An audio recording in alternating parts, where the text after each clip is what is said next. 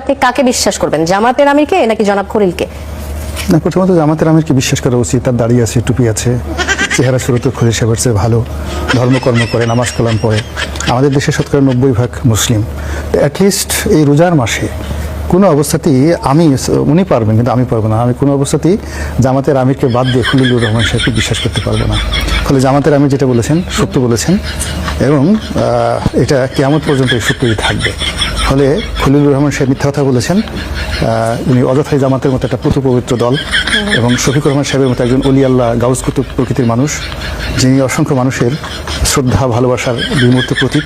তিনি ফু দিলে অনেক মানুষের অন্তরে ঠান্ডা হয়ে যায় এবং তিনি যদি কারোর সঙ্গে মোশাহেফা করেন, হ্যান্ডশেক করেন, কাউকে জড়িয়ে ধরেন, অনেক ছোট ছোট শিশু তাদেরকে চুম্বন করেন, ওখানে একটা রহমত বরকতের মেলা বসে যায়।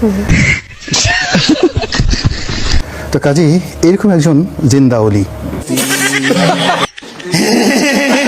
উনি পুরো অনেক মানুষের চরিত্র হরণ এর করছেন। মাঝে আমরা আরেকটা জিনিস দেখলাম যে জামাত আসলে চুক্তির পরে কোনো বিরোধিতা করেনি, এমনটাই দেখেছি। এই বিষয়ে কিছু বলতে চান কিনা? জামাত বিরোধিতা করবে কেন? জামাত জানিই না। আপনি চুক্তি হওয়ার পরে, হওয়ার পরেও তো জামাত বলছে যে আমি তো কিছুই জানি না। তারা আগে সম্মতি বিষয়টি অস্বীকার করেছে। অস্বীকার তো করেছে, তার সঙ্গে সঙ্গে আপনি বোঝার চেষ্টা করেন শান্তা, জামাত একটা সত্যবাদী দল, দাউস কুতুব অলি আল্লাহদের দল। তারা যেটা বলে সেটা আপনাকে বিশ্বাস করতে হবে। আর যদি বিশ্বাস না করেন আপনার শরীর আগুন ধরে যাবে। আপনি এখনো পর্যন্ত কারামত বুঝেন নাই যে জামাতের কারামতটা কি।